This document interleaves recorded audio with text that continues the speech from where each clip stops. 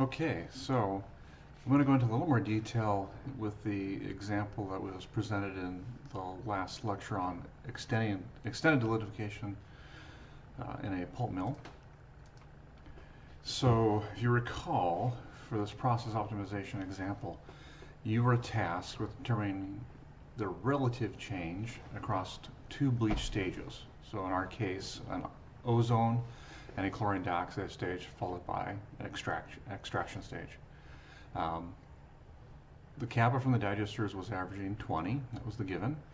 So what question you have to answer is, what is the loss in viscosity across each stage? In other words, what are you sacrificing? And which stage has the greatest selectivity? So in our case, we want to know what the largest change in delignification is versus our viscosity. So answering that question is going to help you to optimize the process to maximize your viscosity while you still maintain the delignification level, right? So I want to review a couple definitions because I'm going to change one of them for you guys, and it'll be a little clearer why I'm doing that. We'll review the table on bleaching stages, and then we'll review process curves that I'm going to provide to you for helping you answer this example. So if you remember from our first lecture, the equivalent weight is the weight of an oxidizer, how much of that transfers 1 mole of electrons. And so here you've got the equation for equivalent weight, and you see the formula weight divided by the number of electrons transferred. I also introduced a term called oxidative equivalence. The oxidizing capacity of a chemical, or how much work the chemicals are doing relative to each other, can be expressed as oxidative equivalence. And so if you think about it, it's 1 mole of electrons transferred. So in our case, it's the amount of chemical applied in kilograms per metric ton divided by the equivalent weight, that's the number we just calculated, times 1,000. So selectivity I introduced in the last lecture as we were interested in the change in kappa over the change in viscosity. The problem with that particular number, and you'll come across it in your literature reviews, is that it isn't unitless. And so in this example, we have two different measurement systems being used. One applied in the ozone stage, which is centipoise, and then intrinsic viscosity being applied in the chlorine dioxide stage. If you use this particular variation of selectivity, where we've taken 1 minus the ratio of your final kappa over your initial kappa, and 1 over minus the ratio of your final viscosity over your initial viscosity, it becomes unitless. So it doesn't matter what system of measurement you use, you can now compare. So small numbers mean low selectivity, high numbers mean high selectivity. Okay. All right, so bleaching stages. If you recall, we're just going to focus on chlorine dioxide and ozone here. And so chlorine dioxide, the symbol is D. It provides 5 electrons, and its equivalent weight is 13.5. So you also recall it's high efficiency and high selectivity, and we're gonna prove this one today. Ozone, Z is its symbol, and it provides 6 electrons, but its equivalent weight is 8, and its efficiency is also high, but its selectivity is a bit lower than chlorine dioxide. And so we'll go through and prove that today. So our first process curve that I'm going to give you, and I've labeled all these 1, 2, 3, 4, 5, just looks at the incoming kappa versus percent ozone applied. Okay, so the way you use this is if we want a specific kappa drop, we look at the find the incoming kappa or calculate the incoming kappa and the corresponding applied ozone, the final kappa we want, and the difference between those 2 points is the amount of applied ozone that we'll have. Okay. So the other thing is we are concerned with viscosity loss, right? And so here is a trend showing viscosity in centipoise versus kappa number. The larger and smaller circles simply reflect time. And what this shows you is that as you extend the delignification time or the retention time in this stage, it has little effect on viscosity. So it's really being driven by the drop in kappa. Okay? So here's just a quick review on kappa factor. So remember, chlorine dioxide is equal to 2.63 weight units of equivalent chlorine. It accepts 5 electrons per molecule, as you said from the table.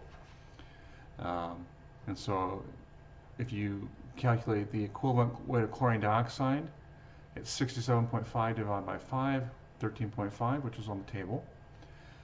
Its equivalent weight of chlorine is 35.5.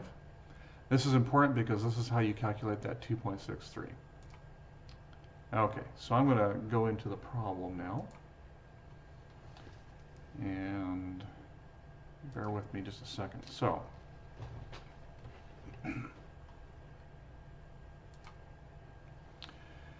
recall that the kappa number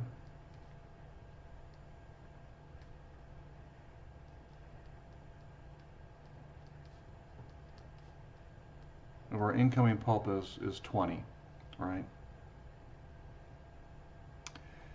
And if we look at the process curve, we want to use that to calculate what our applied ozone.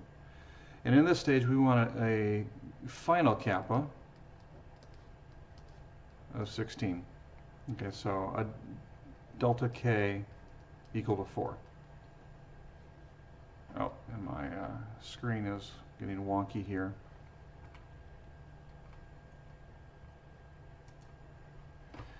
Okay, so from the process curve, we can calculate that we need 0.25% ozone to accomplish that number.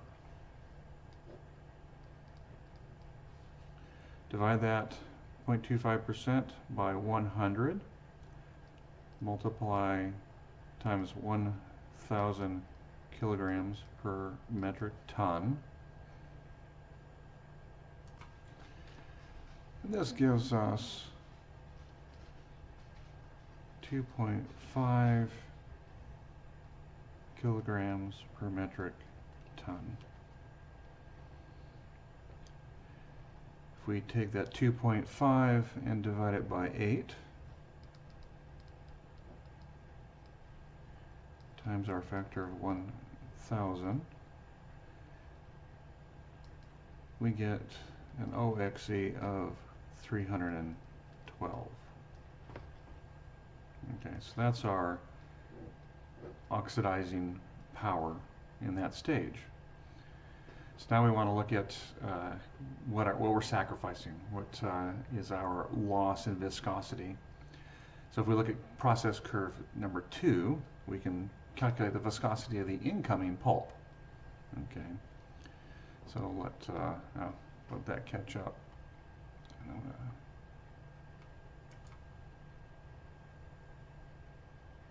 Okay, so our viscosity of the incoming pulp from the curve equals 4.42 plus 0.969 times the kappa. Okay, that equals 23.8 centipoise.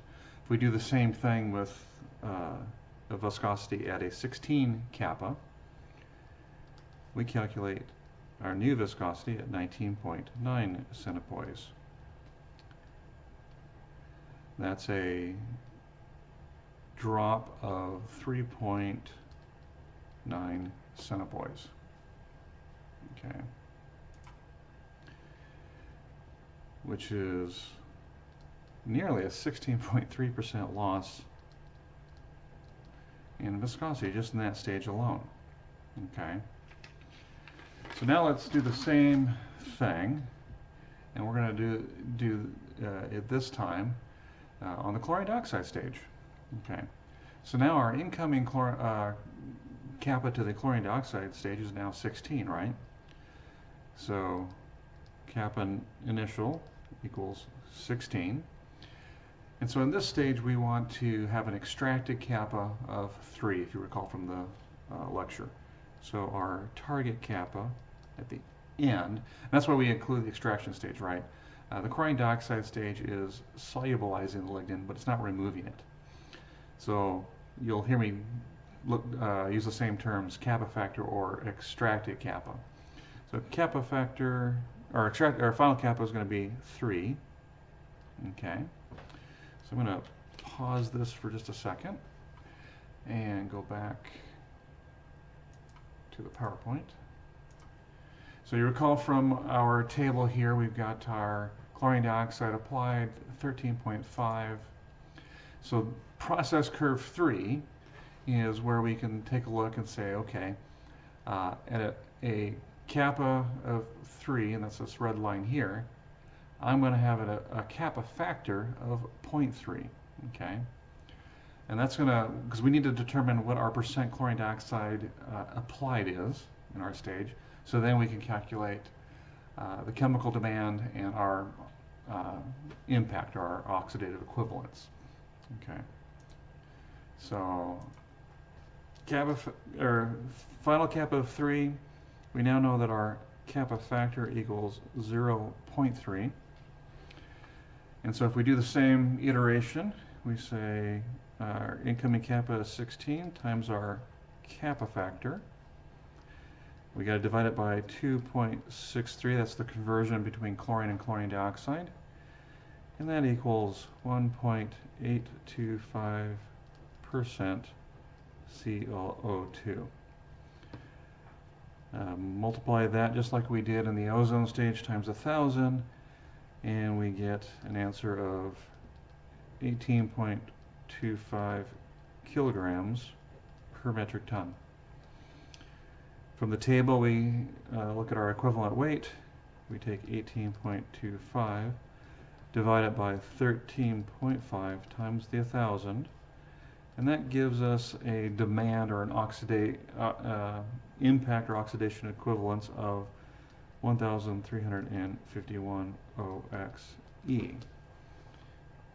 Okay, so what is the what are we giving up in this stage? Okay, so from that process curve that I showed you, we can calculate. Let's see. Sorry, I'm going to have to switch back. So this is process curve 3. Process curve 4 here shows the change in intrinsic viscosity for kappa number. Okay, so we're going to look at this uppermost curve. This represents 30 minutes retention time. This is 45-minute retention time. So we're going to base everything on the rest of the example on this curve. Okay. So what is the viscosity loss? So if you look at that curve, viscosity equals 1280 plus 10.4 times the kappa number. Okay, and that's from the regression of that data.